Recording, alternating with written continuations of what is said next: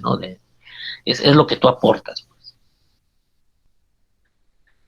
Bien, los precios relativos y el patrón de comercio, de eso vamos a hablar ahorita. Pongan atención en esto porque aquí se genera la confusión y mucha gente tiende a hacerse bolas con esto, pero en realidad es sencillo de comprender. Porque nos han acostumbrado desde muy chicos a valorar todo en términos de lo que es absoluto. Lo de la idea de la ventaja absoluta es, digamos, la idea básica, pero ya empezamos a ver nosotros que no es tanto en términos absolutos. Por eso habla luego Ricardo de comparativo. Y por eso Heckscher y Olin hablan de ratios. Ahorita vamos a ver a qué se refiere. La relación entre trabajo y tierra en mi país es mayor que en el extranjero. Lo que está diciendo esto es que en mi país es abundante el trabajo y en el extranjero es abundante la tierra. Esta es la nota que me interesa que quede clarita, muchachos. Observen que la abundancia se define en términos de ratios. ¿Qué son ratios? Son tasas, son fracciones. Eso es un ratio, una fracción. No, la diferencia no está en función de cantidades absolutas, sino en ratios. Voy a leer el ejemplo que pone aquí Krugman. Fíjense bien. Si Estados Unidos tiene 80 millones de trabajadores y 200 millones de hectáreas, tiene un ratio o una tasa de 1 a 2,5. Es una fracción, es 80 millones arriba, 200 millones abajo. ¿De acuerdo? Mientras que Reino Unido tiene 20 millones de trabajadores y 20 millones de hectáreas. O sea, 20 arriba y 20 abajo. Una ratio de 1 a 1. Porque si divides 20 entre 20 te da 1. Acá 80 entre 200 millones, pues es un diferencial de 1 a 2,5. Entonces, dado ese ratio, consideramos que Reino Unido es abundante en trabajo, aún a pesar de que tiene menos trabajo que Estados Unidos. O sea, fíjense, tiene 20 millones de trabajadores y Estados Unidos tiene 80 millones. Pero en términos de ratio, Estados Unidos tiene más tierra. 80 entre 200. Si ustedes cambian el ratio para que se mida en términos relativos de tierra, la tierra iría arriba. Entonces serían 200 millones entre 80. Ese número es mucho mayor que lo que tiene el 2020, que es 1. ¿De acuerdo? Entonces, en esos términos, aunque absolutamente, en términos absolutos, tiene 80 millones de trabajadores, Estados Unidos y Reino Unido 20 millones, quien lleva, digamos, o quien tiene relativamente ventaja en tierra es Estados Unidos, si hacen ustedes la ratio. Y en términos de trabajo, pues los tiene de 1 a 1, lo tiene fácilmente Reino Unido. Por lo tanto, podemos decir que la abundancia se define siempre en términos relativos. Esto en relación a, mediante la comparación de las ratios entre trabajo y tierra de los países, por lo que ningún país es abundante en todo. Porque podemos caer en el falso engaño de creer que un país puede ser autárquico en todo, como Estados Unidos. O sea, tiene mucho de todo, o China tiene mucho de todo. Por lo tanto, puede ser autárquico. No, en realidad en comparación siempre hay un país que va a tener mayor ratio de una cosa que otra. Y entonces se va a decantar por producir justamente eso en donde su ratio sea mayor, porque es esto que decía ahorita Devani, si mal no recuerdo, de la ventaja del costo de oportunidad, que me da el costo de oportunidad. Y se respeta el argumento de que me especializo, y se respeta el argumento de la ventaja absoluta y comparativa. Si se fijan, ningún modelo niega lo anterior, sino lo incorpora. Pero lo explica un poquito más a fondo el por qué. Esto que tiene más coherencia, o sea, no tiene que ver en términos absolutos, porque un país chiquito, entonces, si fuera en términos absolutos, un país pequeño no podría comerciar, y todos comercian. ¿Por qué? Porque obedece a estos ratios. O sea, se puede especializar en algo que otro definitivamente no lo va a poder hacer, aunque esté grandote el país. Por eso se habla hoy día de una economía interdependiente. Todos necesitamos de todos de alguna forma. Bien, puesto que la tela, muchachos, es el bien que utiliza intensivamente el trabajo, la frontera posterior de producción de nuestro país con relación al extranjero está más desplazada hacia afuera en la dirección de la tela que en la dirección de los alimentos. Estoy retomando el ejemplo que estamos hablando de mi país con el otro. Estoy retomando esto. Oiga, profe, pero ayer hablé de que se había incrementado uno de los factores, pero era para explicar el teorema de Rimsky, pero seguimos en el ejemplo básico, que es este. En el ejemplo básico, sin incrementar ningún factor y todo, quedamos que en mi país lo que tengo yo es más factor trabajo y por lo tanto me dedico más a la producción de tela o estoy más sesgado para este lado porque mi producción de tela puede ser muchísimo mayor que la de alimentos porque tengo más trabajo. A eso se refiere en este punto, ¿no? De que dice que hay un sesgo que en la dirección de alimentos. Así permaneciendo todo lo demás igual que ceteris paribus, nuestro país tiende a producir relativamente más tela que alimentos. Relativamente, está diciendo relativamente porque no deja de producir alimentos, pero se decanta un poquito más por tela. ¿Por qué? Porque ahí es donde tiene más abundancia el factor, ayer lo veíamos. Si ese factor lo tengo más, es obvio que voy a producir más aquello que utiliza más ese factor porque sé que más tengo y tengo que maximizar ese beneficio. Ahora, ayer platicábamos de cierta convergencia en los precios. El comercio, muchachos, lleva a la convergencia de los precios relativos. Una de las cosas que será igual es el precio de la tela respecto a los alimentos. Entonces, esto nos lleva a que los precios converjan.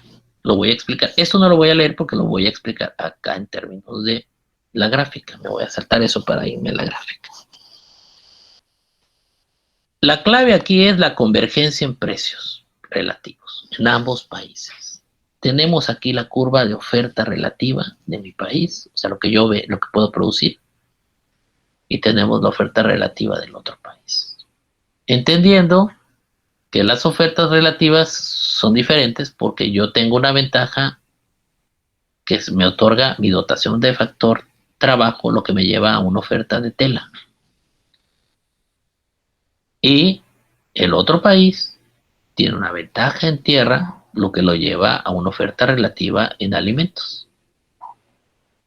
En términos generales, en autarquía, o sea, yo solito, estando yo solo sin comercio, mi país, en su oferta relativa de bienes, tanto de tela como de alimentos, llega a un punto de equilibrio que es 1, que es el que está aquí. Que es el punto de equilibrio que hemos estado platicando, que tenemos nosotros. Aquí, ese punto de equilibrio, el 1. Y el otro país, pues lleva al punto 3, es un punto de equilibrio. Solo hay una demanda relativa. ¿Por qué solo dibujamos una sola demanda si estamos hablando de los dos países? Esa es la pregunta. Muchachos, ¿por qué solo hay una demanda y no hay dos? Si estoy hablando de dos países.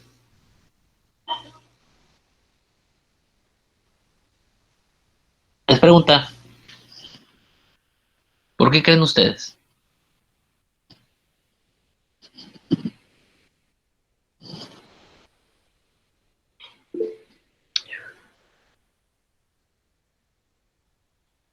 Muy bien, Talía, porque es la misma. Hace rato lo hablábamos, ¿se acuerdan? Uno de los supuestos fuertes que agarramos era que los gustos y preferencias en ambos países eran iguales. Si son iguales, la demanda relativa en ambos países es la misma, entonces es una sola. ¿Por qué hacemos esos supuestos? Porque si no tendríamos que poner la otra demanda y eso nos complica el análisis. Y como me interesa a mí el análisis basado en la oferta, porque estoy hablando de la dotación de recursos y factores, esto solo me haría ruido. Por eso supongo que es una sola, que es la misma. Y me facilito las cosas para explicar ese tipo de detalles. ¿De acuerdo? Por eso lo hacemos. Bien, Talía. Eso es. Exactamente eso es. Entonces, cuando hay comercio, el equilibrio en nuestro país se situará en el punto 1, donde la oferta relativa corta a la demanda relativa, como ya sabemos en economía, oferta y demanda, el punto de equilibrio es el 1. Y el otro país, pues lo contrario, análogamente sería lo otro, ¿no? Que es esto de acá. Pero fíjense qué pasa cuando hay comercio. El comercio lleva un precio relativo mundial que sitúa entre los precios anteriores al comercio en el punto 2. Cuando hay comercio, los precios se mueven hacia el punto 2 en el caso del otro país. Y en el caso de mi país se mueven al punto 2. ¿Por qué mi curva está más cargada de este lado? Porque de este lado está la tela. Y yo tengo abundancia del factor trabajo y por lo tanto mi cantidad relativa está sesgada hacia la tela y la de ellos hacia alimentos, por eso está más hacia acá. Por si no sabían por qué están ubicadas ahí las curvas, es por eso. Ellos, porque son alimentos, tienen más factor tierra, está cargado hacia acá. Yo, tela, trabajo, estoy cargado hacia acá. Pero cuando intercambio mi excedente, porque yo tengo un excedente de producción de tela y ellos tienen un excedente de producción. ¿Qué quiere decir esto del excedente? Que cuando me dedico al comercio voy a producir un poquito de más y eso voy a intercambiarlo por la otra cantidad del bien que yo no tengo o que yo me cuesta más producir y entonces intercambiamos y eso lleva a que los precios tiendan hacia dos. Eso se llama converger. O sea, los precios convergen, se acercan a un punto medio. Lo que lleva a que esta idea de la igualación de los precios de los factores se cumpla.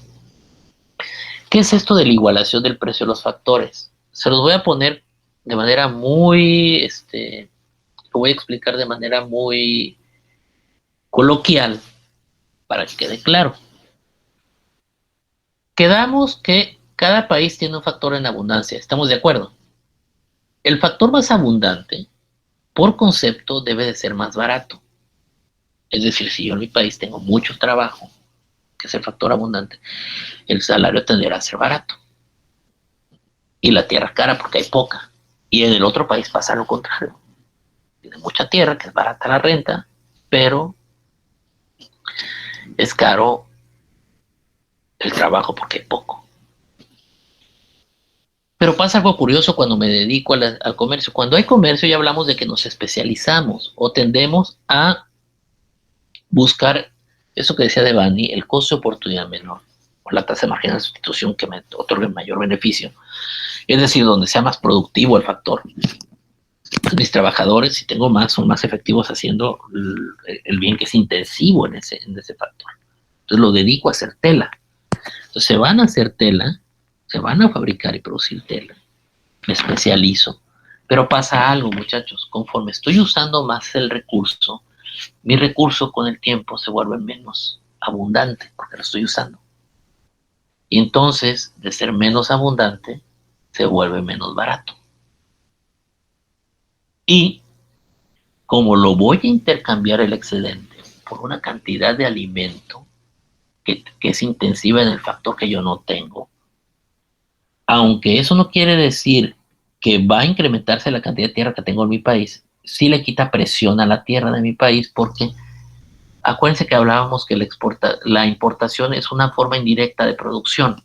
Es decir, cuando yo compro bienes intensivos en tierra, indirectamente es como si es una producción indirecta porque la estoy intercambiando por un excedente mío. Entonces, eso le baja presión al factor que es escaso y que está caro. Entonces, con el tiempo, conforme van entrando esos bienes, esos alimentos, ayudan a que mi factor que era escaso sea menos escaso y por lo tanto sea menos caro.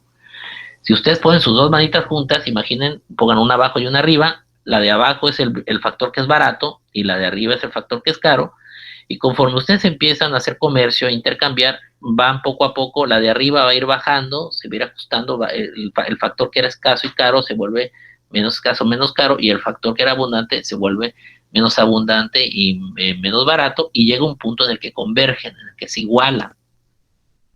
A eso le llamamos nosotros igualación del precio de los factores. ¿Sí quedó claro?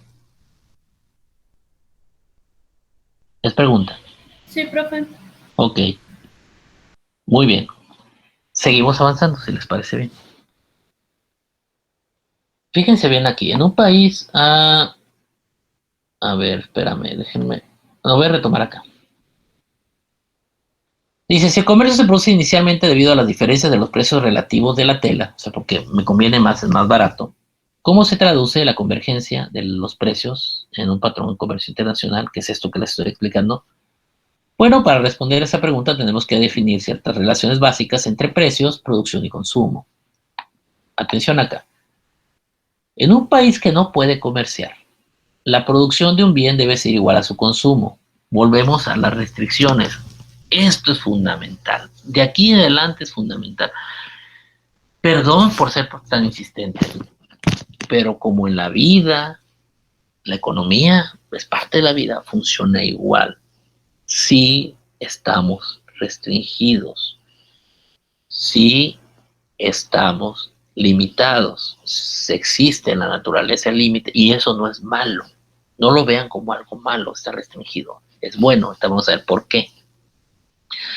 Cuando un país no tiene comercio, lo que produce lo consume. Estamos claros, o sea, voy a producir alimentos y tela y lo que voy a producir lo va a consumir la gente. No voy a producir por encima del punto de equilibrio, porque el punto de equilibrio es justo lo que se necesita, punto. Sería absurdo y tonto producir por encima de eso, porque se va a mermar, se va a perder. Entonces, podemos intuir lo siguiente con base a esa limitación. Si DT, D subíndice T, es el consumo de tela y D subíndice A es el consumo de alimentos, entonces en una economía cerrada, o sea, nos referimos a una economía que no tiene comercio, que está solita, la demanda de tela será igual a lo que produce de tela y la demanda de alimentos será igual a lo que produce de alimentos. Eso es muy lógico. Pero el comercio internacional hace que la combinación de tela y alimentos consumida sea distinta a la combinación producida. El comercio tiene ese influjo, ya lo habíamos visto, porque incrementan las cantidades de consumo de ambos países y por eso se permite elevar el consumo por encima de la restricción presupuestal, de la restricción de dotación factorial, o sea, por arriba de mi frontera de posibilidades de producción, me saca de ahí y me lleva a niveles de bienestar mayores que hubiera logrado yo solo. Por lo tanto, el comercio internacional hace una combinación de tela y alimentos que sea distinta a lo que se produce. Pero fíjense bien, aún así hay limitante. Sin embargo, aunque las cantidades que se consume y produce un país de cada bien puede diferir, un país no puede gastar más de lo que gana. Como en la vida, no podemos gastar más de lo que ganamos. Oiga, profe, sí se puede. Yo sé que sí se puede, hay una forma. Lo vamos a ver ahorita, pero en realidad no es lo mejor. Deberíamos de atenernos a este concepto básico, consumir lo que se produce. O sea, no consumir más allá de lo que ganamos, porque eso nos mete en vericueto que vamos a estar viendo y analizando cómo vamos a ir avanzando. Por lo tanto, bajo ese argumento de que no puedo consumir más de lo que produzco, el valor del consumo debe ser igual al valor de la producción. Y eso lo vamos a explicar en esta notación algebraica o en esta ecuación sencillita, pues. El precio de la tela multiplicado por la demanda de la tela más el precio de los alimentos por la demanda de los alimentos es igual al precio de la tela por la cantidad de producción de la tela más el precio de los alimentos por la cantidad de producción de los alimentos. O sea, estamos hablando en términos de demanda y en términos de producción. La demanda es igual a la producción. Eso nos está diciendo. Esta fórmula eso nos dice, lo que demando es lo que produzco. La igualdad sirve para diferenciar esas dos. Estoy diciendo exactamente eso, de manera simplificada, abstracta. Lo abstraje lo puse ahí, de manera abstracta, ahí está. Pero está clarito. Demando es igual a lo que produzco. Excelente esa fórmula. Pero podemos volver a ordenarla. Y la podemos ordenar de esta forma. La demanda de alimentos menos la producción de alimentos es igual al ratio de los precios relativos en términos de tela de alimentos por la producción de tela menos la demanda de tela. ¿Y esto qué quiere decir, profe? Ya ahí a mí se bolan, porque acá la de arriba estaba clarito, era demanda igual a la producción, pero esta ya no la entendí. Bueno, es sencilla. Esta parte de arriba, esta primera parte, la de la izquierda de la ecuación, se refiere concretamente, o sea, D subíndice A, que es la demanda de alimentos menos la producción de alimentos, son las importaciones de alimentos de la economía. La cantidad por la que el consumo de alimentos es mayor que la producción.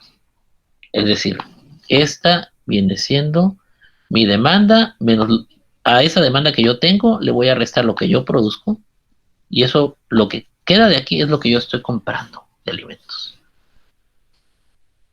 Y del otro lado de la igualdad, el lado de la derecha de la ecuación, ese producto de precio relativo de los precios por la cantidad de la producción de tela es mayor que el consumo. En términos muy, muy coloquiales, es la exportación de tela de la economía.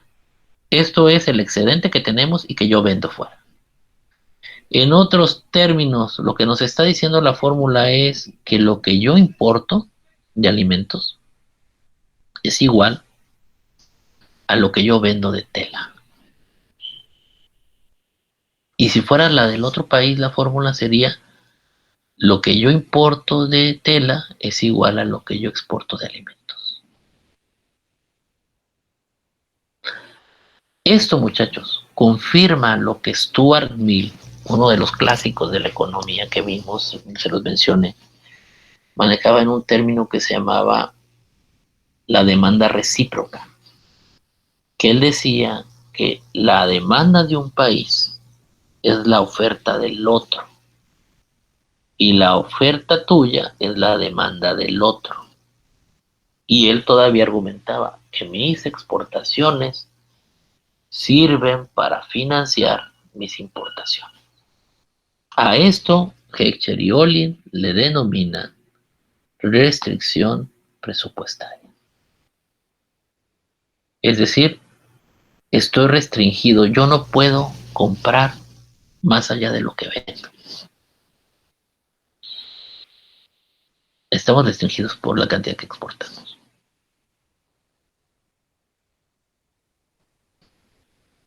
¿Quedó claro?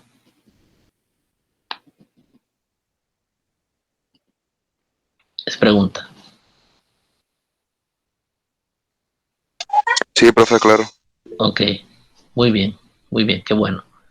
Ayer platicaba, me encontré en la tienda, en el súper, a un profesor de agropecuarias, un amigo muy estimado, y le decía que si batallaba, como todos estamos batallando con eso de las clases virtuales, y me decía que era eso. Y sí, a mí también me cuesta el explicar yo algo y no verles la cara para ver si quedó claro, me cuesta, a mí eso me cuesta mucho, y luego de repente no contestan, es como frustrante porque no puedo saber si estoy explicando de la manera adecuada, pues, y si es como difícil. Bueno, para mí es muy muy complicado, ¿no? No verlos. Pero bueno, en fin. Permítame tantito, no voy a checar. Okay. Bien. Retomo entonces, muchachos, si les parece. ¿Puede alguien hacerme el favor de leer ese pequeño párrafo? Yo, profe. Muy bien, adelante. Aquí dice la restricción de que el valor del consumo tiene que ser igual al valor de la producción o, de manera equivalente, que el valor de las importaciones será igual al valor de las exportaciones. Puede no cumplirse cuando los países piden dinero prestado a otros países o prestan dinero a otros países. Por ahora, vamos a suponer que no se dispone de estas posibilidades y, por tanto, que la restricción presupuestaria, la ecuación 4.6, se cumple el endeudamiento internacional. Se analiza en el capítulo 7, que muestra que el consumo de una economía a lo largo del tiempo sigue estando restringido por la necesidad de pagar las deudas a los prestamistas extranjeros. Excelente, Rebeca. Excelente. Bien. Fíjense bien.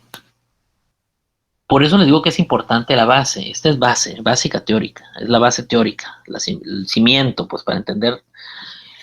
No puedo yo salir, por ejemplo, como al rato va a ser en Radio Fórmula opinando de algo, si yo no tengo claro estas bases para poder interpretar mi realidad. Por eso es que nosotros aquí en clase les tenemos que dar nosotros que esté cimentado en teoría para poder entender tu realidad. El modelo no maneja deuda, si se dieron cuenta, porque la deuda ya implica otro tipo de instrumentos y otro tipo de mercados y estamos hablando de otra cosa. No lo maneja, es un modelo básico, modelo neoclásico tomado de las ideas liberales, es un modelo sencillo, pero que me sirve para entender esos fundamentos. Pero ya ahorita yo puedo comprender este punto que maneja aquí Krugman, que es importante.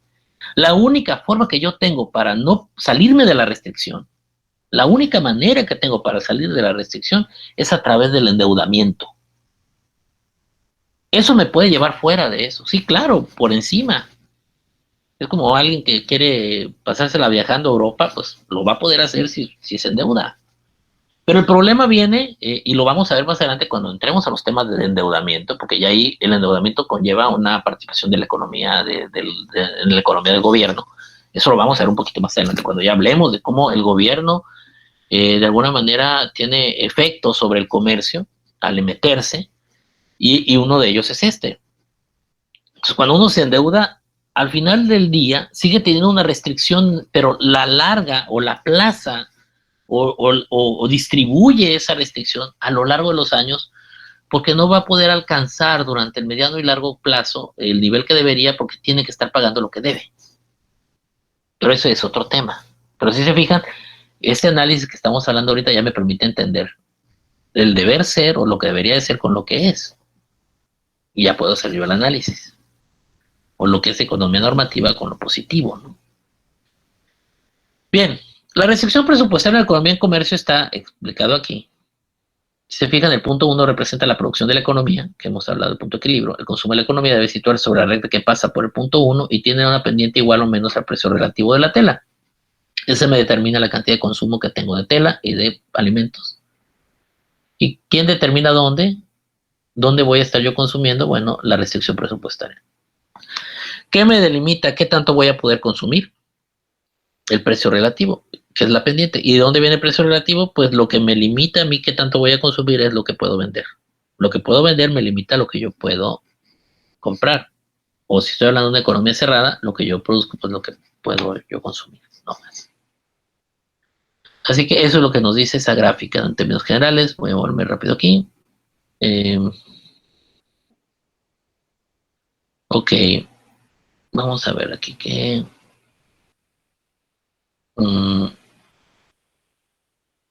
Ok, ok. Bueno, aquí hay dos cosas que hay que destacar. Primero, la pendiente de la restricción presupuestaria está dada por el diferencial de precios en términos relativos entre la tela y el alimento. La razón es que el consumo de una unidad menos de la tela ahorra en la economía una cantidad del precio relativo del precio de la producción, perdón, del precio de la tela.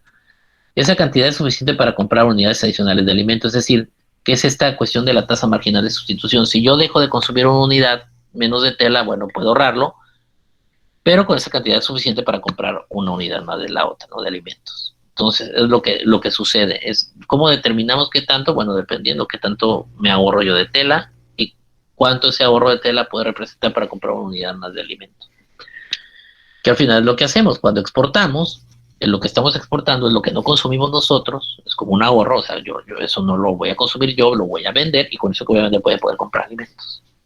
Segundo, la restricción presupuestaria es tangente a la frontera de posibilidades de producción en el punto que representa la elección de la producción de la economía dado el precio relativo en el gráfico del punto 1. Es decir, la economía siempre se puede permitir consumir lo que produce, siempre, siempre, sin endeudamiento, sin pedir prestado, estamos limitados, está esa restricción. Para la economía cerrada sería lo produce lo que consume lo que produce, para la economía abierta sería importo lo que exporto, o sea, es decir, en la misma cuantía. Bien, para poder deducir esto, ¿no?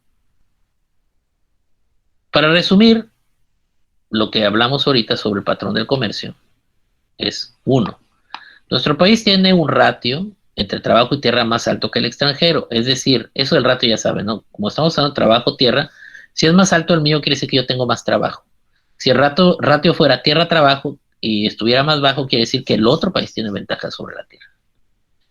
Es decir, nuestro país es abundante en trabajo y el extranjero es abundante en tierra. La producción de tela utiliza una ratio entre trabajo y tierra más alta que la de alimentos, es decir, la tela, fíjense, esta es la clave aquí, la tela es intensiva en trabajo y los alimentos son intensivos en tierra, de tal forma que puedo hacer la siguiente deducción. Mi país es el país que es trabajo abundante, o sea, tengo más trabajo y exporto tela porque la tela es el bien trabajo intensivo. ¿Se fijan la relación? Yo tengo más trabajo en abundancia, puedo exportar tela porque lo que hago más es tela porque precisamente la tela es el bien que es más intensivo en trabajo, que es lo que yo tengo. Y del otro lado, el país extranjero es justamente lo contrario. De manera análoga, tenemos que el país extranjero es tierra abundante, su factor abundante es tierra, exporta alimentos, porque los alimentos es un bien que es intensivo en tierra. Entonces, si el bien intensivo en tierra es el alimento, es el que más produce y tiene para exportar porque tiene más en abundancia.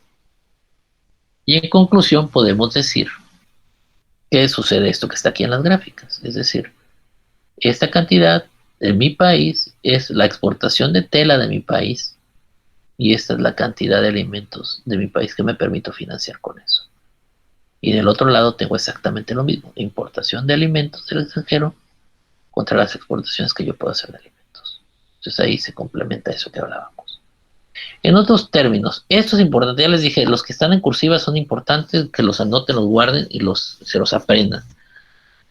En conclusión, los países tienden a exportar bienes cuya producción es intensiva en los factores en los que tienen una dotación abundante. Esto es muy lógico, pero si no lo hubiéramos explicado, no les quedaría todavía más claro, ¿no? Y ahorita, ya después de lo que platicamos, dices, pues sí, tiene mucha lógica. Yo voy a vender en el extranjero aquellos bienes que voy a producir con el factor que más tengo, porque es el factor que más intensivo es en el uso de eso, ¿no? Es decir, a ver, permítanme, como México con el espárrago, exacto. Sí, así como México, el espárrago, la plata, cada país tiene diferentes, ¿no? Por ejemplo, ahorita que está aquí Italia, los que está en España, por ejemplo, nos consumen mucho el garbanzo también. O sea, en nuestro estado produce garbanzo, ¿sí saben, no? Y todo va dirigido a aquel lado. Entonces, sí, tiene que ver con eso, precisamente, pero ya ahorita vamos entendiendo. Ah, ok, queda claro. Entonces, exporto más el bien que usa más intensivamente el factor que más tengo. Así de sencillo. Entonces, volvemos a repetir, los países tienden a exportar los bienes cuya producción es intensiva en el factor, los que tienen una adaptación abundante. Bien, el comercio y la distribución de la renta. Déjame, voy a moverme aquí.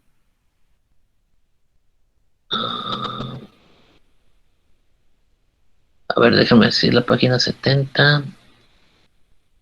Ya llegué a la 70.